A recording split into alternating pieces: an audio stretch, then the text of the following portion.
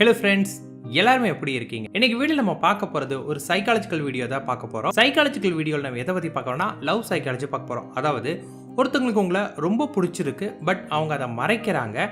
ஆனால் அவங்க மறைச்சாலுமே அதை நம்ம கண்டுபிடிக்கிறதுக்கான ஒரு 11 ஸ்டெப்ஸ் பற்றி நம்ம பார்க்க போகிறோம். இந்த 11 சிம்டம்ஸுமே உங்களுக்கு தெரிஞ்சிச்சுன்னா கண்டிப்பாக அவங்களோட மனசில் நீங்கள் இருக்கீங்கன்னு தெரிஞ்சுக்கலாம். முதலாவது, பேசும்போது பார்த்தீங்கன்னா அவங்க நேரடியாக கண்களை பார்த்து பேசவே மாட்டாங்க. நீங்கள் பார்க்காத நேரம் உங்களை பார்ப்பாங்க, உங்களை ரசிப்பாங்க. பட் நீங்கள் அவங்கள பார்க்கும்போது பார்த்தீங்கன்னா வேற எங்கேயோ பார்க்குற மாதிரியும் உங்களுக்கு இம்பார்ட்டன்ஸ் கொடுக்காத மாதிரியும் தலையை திருப்பிப்பாங்க. இதை வச்சு நீங்கள் தெரிஞ்சுக்கலாம் அவங்க உங்களை பார்க்க ஆசைப்படுறாங்க அப்படின்ட்டு.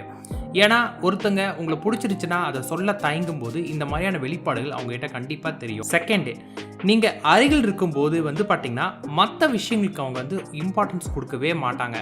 அதாவது அவங்களுக்கு எவ்வளோ பெரிய ப்ராப்ளமாக இருந்தாலுமே பார்த்தீங்கன்னா அவங்க அதையெல்லாம் ரொம்ப பெருசாக எடுத்துல அவங்ககிட்ட பேசவே மாட்டாங்க.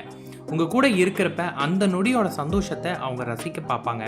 ஃபோன் பார்க்க மாட்டாங்க, ஃப்ரெண்ட்ஸுங்களுக்கு இம்பார்ட்டன்ட் கொடுக்க மாட்டாங்க. உங்கள் கூட இருக்கிற அந்த நேரம் உங்களுக்காக முழுமையாக இருக்கணும் அப்படின்னு நினைப்பாங்க. அதை உங்களுக்காகவே முழுசாக 100% அவங்களோட நேரத்தை உங்களுக்கு மட்டும் கொடுக்கணும்னு நினைப்பாங்க. கண்டிப்பாக இப்படிப்பட்டவங்க உங்களை ட்ரூவாக லவ் பண்ணிட்டு இருக்காங்க, பட் எக்ஸ்போஸ் பண்ண தயக்கத்தில் இருக்காங்க அப்படின்னு நீங்கள் தெரிஞ்சுக்கலாம். அண்ட் தேர்டு பார்த்தீங்கன்னா டெய்லியுமே உங்கள் கூட பேச ட்ரை பண்ணுவாங்க. ஏதாவது ஒரு புது புது விஷயங்களை அவங்களாவே கிரியேட் பண்ணி புது ஏதாவது ஒரு டாபிக் கிரியேட் பண்ணி டெய்லி உங்களோட பேசணும் அப்படிங்கிறதுக்கு அவங்களே ஒரு விஷயத்தை உருவாக்கி பேச ஆரம்பிப்பாங்க. ஏதாவது ஒரு காரணத்தை உருவாக்குவாங்க, ஆனால் பேசணும் அப்படிங்கிறதுக்கு முக்கியத்துவம் கொடுப்பாங்க.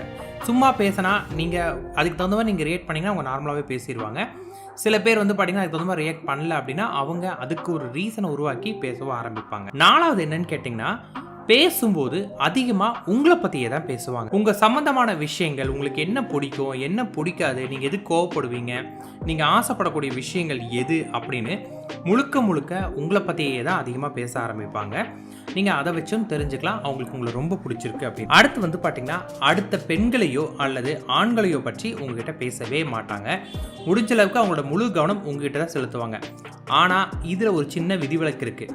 சில பேர் என்ன பண்ணுவாங்கன்னு கேட்டிங்கன்னா, உங்களோட கோபத்தையும் உங்களோட பொசசிவை அதிகப்படுத்தணும் அப்படிங்கிறதுக்காக பேசி உங்களை இரிட்டேட் பண்ணி அந்த பொண்ணு அழகாக இருக்கா இல்லை அந்த பையன் நல்லா இருக்கா அப்படின்னு பேசி உங்களை இரிட்டேட் பண்ணி நீங்கள் கோவப்பட்டு அது உங்களோட அன்பை வெளிப்படுத்தணும் அப்படின்னு முயற்சி பண்ணுவாங்க. இந்த மாதிரியான விஷயங்களும் நடக்கிறக்க வாய்ப்புகள் இருக்குது. அடுத்தது என்ன பண்ணுவாங்க அப்படின்னு கேட்டிங்கன்னா, உங்களை ரொம்ப பிடிக்கிறனால உங்களுடைய ஃப்ரெண்ட்ஸுக்கு அதிகமாக இம்பார்ட்டன்ட் கொடுப்பாங்க. அப்போ தான் நீங்கள் அவங்களோட இருக்கணும் அப்படிங்கிறதுக்காக உங்களை எந்தளவுக்கு அவங்களுக்கு பிடிச்சிருக்கோ அதே அளவுக்கு பார்த்தீங்கன்னா உங்கள் ஃப்ரெண்ட்ஸுங்களுக்கு அவங்கள பிடிக்கணும் அப்படின்னு ட்ரை பண்ணுவாங்க. அதுக்கான முயற்சிகள் நிறையவே எடுப்பாங்களே. அதே போல் பார்த்தீங்கன்னா ஏழாவது முக்கியமான பாயிண்ட் என்னன்னு கேட்டிங்கன்னா, எப்பொழுதுமே உங்கள் கூடயே இருக்கணும்னு நினைப்பாங்க. அவங்களுக்கு உங்கள் கூட இருக்கணும் அப்படிங்கிறதுக்காக பார்த்தீங்கன்னா நீங்கள் வேலை செய்கிற இடத்துக்கிட்டே அவங்க வேலைக்கு வரணும்னு நினைப்பாங்க. இல்லை உங்கள் கூட டெய்லி உங்களை பார்க்கணும்னு நினைப்பாங்க. ஏதாவது ஒரு காரணம் பண்ணியாவது உங்களோட அதிக நேரம் டைம் ஸ்பெண்ட் பண்ணுறதுக்கு என்னென்னலாம் அவங்களால முடியுமோ அதற்கான எல்லா வேலைகளுமே அவங்க பண்ணுவாங்க. அடுத்தது பார்த்தீங்கன்னா எட்டாவது பாயிண்ட், ரொம்ப பொசசிவாக இருப்பாங்க. ஜஸ்ட் லைக் உங்களுக்கு பார்த்தீங்கன்னா வேற யாராவது ஒரு ஃப்ரெண்ட் இருக்காங்க, ஒரு நல்ல ஃப்ரெண்டாக இருக்காங்க அப்படின்னா இவங்களால அதை அக்செப்ட் பண்ணிக்க முடியாது. அதை வெளிப்படுத்தவும் முடியாமல் மறைக்கவும் முடியாமல் இவங்களுக்குள்ளாரே புலம்பிட்டு சண்டை போட ஆரம்பிச்சிருவாங்க. அவங்க சரியில்லை, அது சரியில்லை, நான் தான் உன்னை பார்த்துக்கிறேன், நான் தான் உன்னை கேர் பண்ணிக்கிறேன், உனக்கு அந்த அளவுக்கு அறிவில்லை, அப்படி இப்படி அது இதுன்னு சொல்லிட்டு அவங்க கோவப்பட ஆரம்பிப்பாங்க. நீங்கள் அவங்களுக்கு தான் இம்பார்ட்டன்ஸ் கொடுக்கணும் அப்படின்னு ரொம்ப அதிகமாக நினைப்பாங்க. ஸோ இதை வச்சு நீங்கள் தெரிஞ்சுக்கலாம் கண்டிப்பாக அவங்களோட மனசில் நீங்கள் இருக்கீங்க அப்படின்னு. அண்ட் 9th பாயிண்ட் என்னன்னு கேட்டிங்கன்னா, ஆல்வேஸ் உங்களுக்கு ஒரு பிரச்சனைனா அவங்க முதல்ல நிற்பாங்க, உங்களுக்கு சப்போர்ட்டிவாக இருப்பாங்க.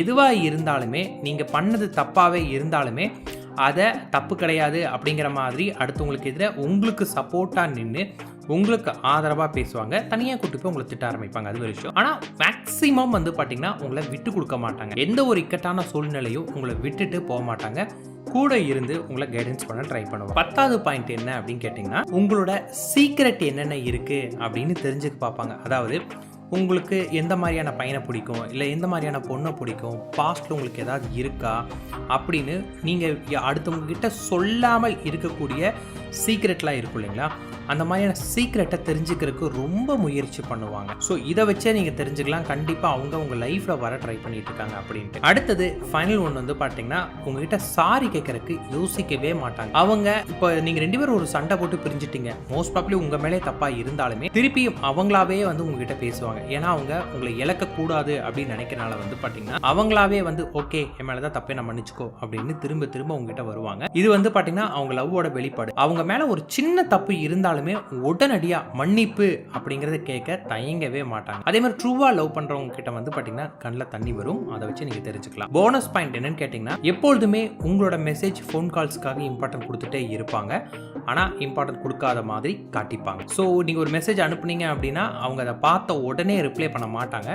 ஆனால் ஒன்ஸ் ரிப்ளை பண்ண ஆரம்பிச்சா கடன் பண்ணிகிட்டே இருப்பாங்க. அதனால உண்மையான விஷயம் என்னன்னா நீங்கள் எப்போ மெசேஜ் பண்ணுவீங்கன்னு அவங்க காத்துட்டு இருக்காங்க, எப்போ நீங்கள் கால் பண்ணுவீங்க அப்படின்னு அவங்க காத்துட்டு இருக்காங்க. ஆனால் அதை வந்து கொஞ்சம் அவங்களோட ஈகோனால மறைக்கவும் ட்ரை பண்ணுவாங்க. பட் ஆல்வேஸ் உங்களுக்கு காத்துட்டு இருப்பாங்க. இது போனஸ் பாயிண்ட். ஓ ஃப்ரெண்ட்ஸ், நான் இப்போ சொன்ன இந்த 11 பாயிண்ட்ஸ் வந்து பார்த்தீங்கன்னா சைக்காலஜிக்கலாக ப்ரூவ் பண்ண மெத்தட்ஸு. ஸோ இதை நீங்கள் உங்கள் லைஃபோட இம்ப்ளிமெண்ட் பண்ணி பாருங்கள். கண்டிப்பாக இது வந்து பார்த்தீங்கன்னா எந்த அளவுக்கு இருக்கும், நம்ம மேலே யார் உண்மையான அன்போடு இருக்கிறாங்க அப்படின்னு இதை வச்சு நீங்கள் தெரிஞ்சுக்கலாம். All the best.